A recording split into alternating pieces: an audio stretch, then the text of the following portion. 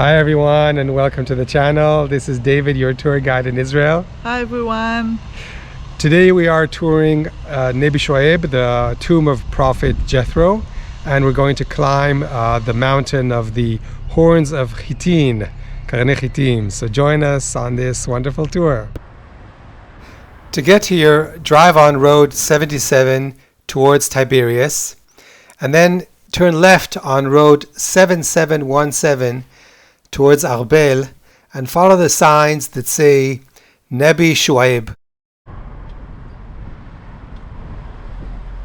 So have you ever wondered what happened to Jethro, Moses' father-in-law? Yes, but I never wondered. You never wondered what happened to Jethro? No. What happened to him? Prophet Jethro, in Arabic Shu'ayb, is the most central figure in the Druze religion. He is viewed as the chief prophet of the Druze, and his tomb is the holiest shrine and the most important pilgrimage site for the Druze people. According to the Druze tradition, Prophet Jethro traveled through the Middle East, sharing his wisdom and teaching the local tribes to believe in the one God. He died here on this hill and is buried here in a cave. So the Druze people, they're a very small minority in the world. Most of them live in Lebanon and in Syria. Here in Israel, I think there's 200,000 or 300,000. They all live in the north of Israel. They're a sect. That means that they originally were part of Islam, and they broke away from Islam around 800 years ago. And they follow their own faith. We don't know a lot about their faith because they keep it secret. The ones that know the faith are their like priesthood, and they're dressed a little different. The men have these baggy pants and like a white hat and a big mustache. Hello. אפשר לבקר? מאיפה אתם? קורנית, זה במשגב, אני עד קרקע.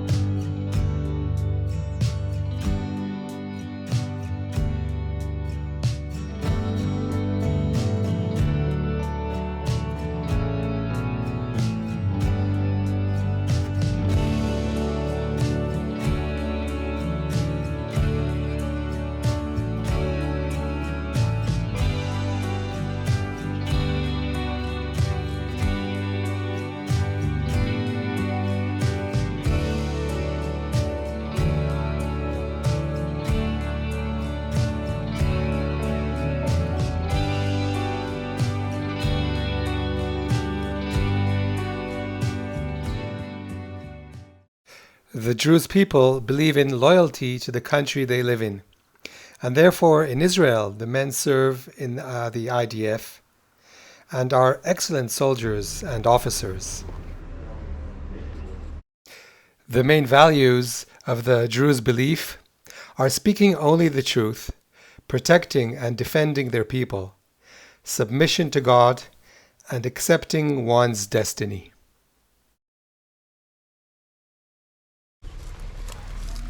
So join us now as we climb the mountains of Hittin, Karney Hittin.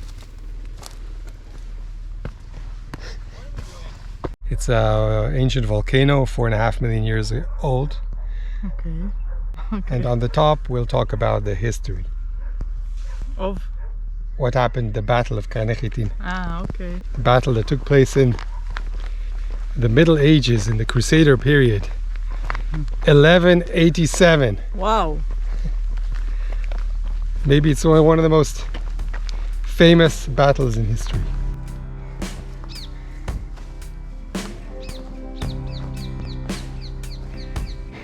That's where we're heading, to one of the horns of Hittin.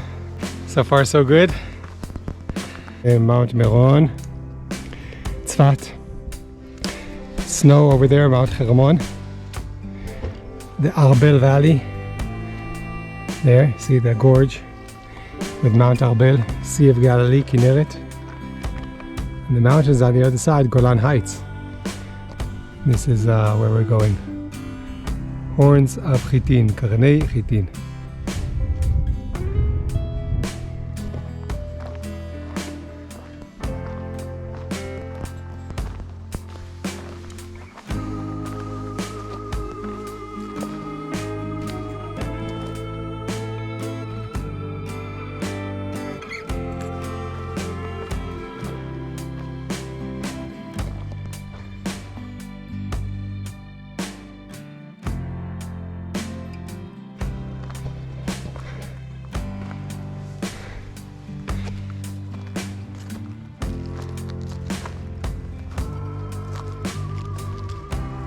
Fui.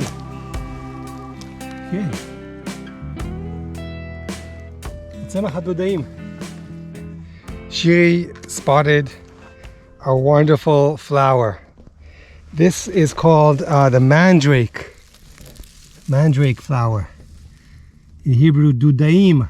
So if you take the leaves and the root and dry them and make them into a powder, and you drink it in your tea, you can get all narcotic. And the root has the shape of a human being. So they were used in ancient rituals for thousands of years all over the world, and also were used for witchcraft. So I'm not going to pull this one out to show you their roots that resemble a human figure, but I'll put a picture so you can see the mandrake flower, dudaim. You know, this flower is mentioned in the Bible in the book of Genesis. Jacob is already married to the two sisters, Leah and Rachel. Leah already has a child, Reuven, and Rachel is childless. Reuven goes to the field and he comes back with this flower, which is known to be a flower with power. It has power of fertility, has power of healing. So Reuven comes back with this flower brings it to his mother Leah. When Rachel sees the flower, she asks her sister Leah, "Can I have some of your flowers? Maybe they'll bring me fertility with my husband Jacob, because I'm childless." Leah gets upset. She says, "You already took my husband and now you want my flowers."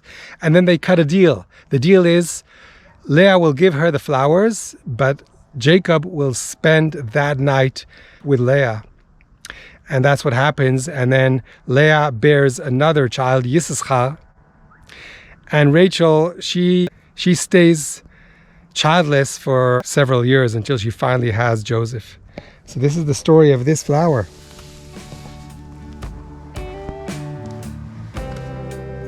Yeah, we made it to the top. So they're called Horns of Hittin.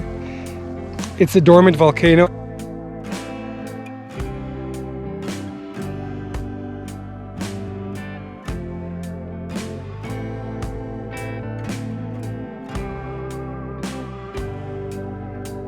So I'm going to tell you the story of one of the most famous battles in world history. The Battle of the Horns of Hittin took place here on this mountain in the Middle Ages in the year 1187 between the Crusader army, the Crusader kingdom of Jerusalem, and the Muslim army under the command of Saladin. The Crusaders, they arrived in the year 1099. And this is 1187, so it's nearly 100 years of Crusader dominance in the Holy Land. Their capital was Jerusalem. The Crusader army is about 12,000 soldiers. They wear very heavy armor. Now, the right tactic would be for them to just wait out in Tzipori, near the water, on the hill of Tzipori, because they had plenty of water there, and they had no advantage moving around with their heavy armor and heavy horses in July. But one of the officers managed to persuade the king of the Crusaders. His name was Guy De Lesignian. Persuaded him to launch the attack on to Tiberias. That was the mistake. Once they left Tzipori and started making their way towards Tiberias, the Muslims started to attack the convoy. The Muslims had same number of soldiers, but very light. They were fast, they were swift, and they would attack the heavy convoy of the Crusaders. Did they have horses? They also had horses. And they would fire their arrows while riding their horses. the two armies clashed here. The Muslim army came from Tiberias, and the Crusader army came from Zipori, which is in that direction. All the fields around us in July, they're yellow, they're dry, and the Muslims lit fire to the fields. The Muslims managed to block the Crusaders' way to the water source. The Crusader army broke into small fragments instead of fighting as one group, and the Muslim army just circled them and started firing their arrows into the horses. So this happens on July 4th, 1187. Now the result of the battle was catastrophic for the Crusader army, because they gathered all the fighting forces of the kingdom for this battle. The king was here, Guy De Lesignian, he was here, and all his knights and all the noble leaders of the Crusaders. They all either died, taken prisoner, or ran away. And all the Crusader fortresses around the country were left without any soldiers to defend them.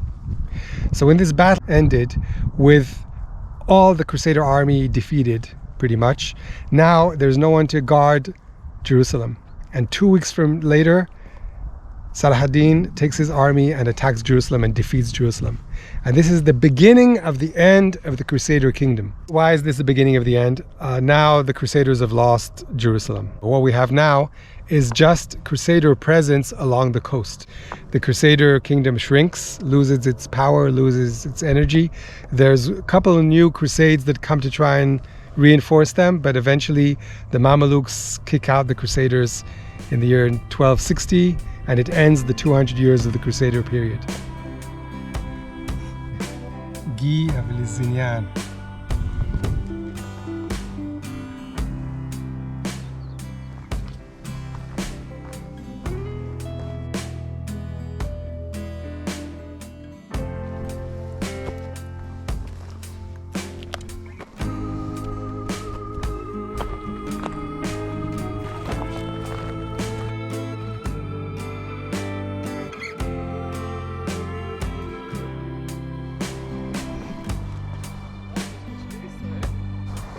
Can anyone guess what this is?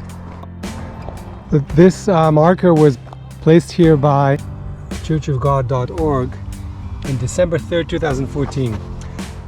They believe that the Mount of Beatitudes was here.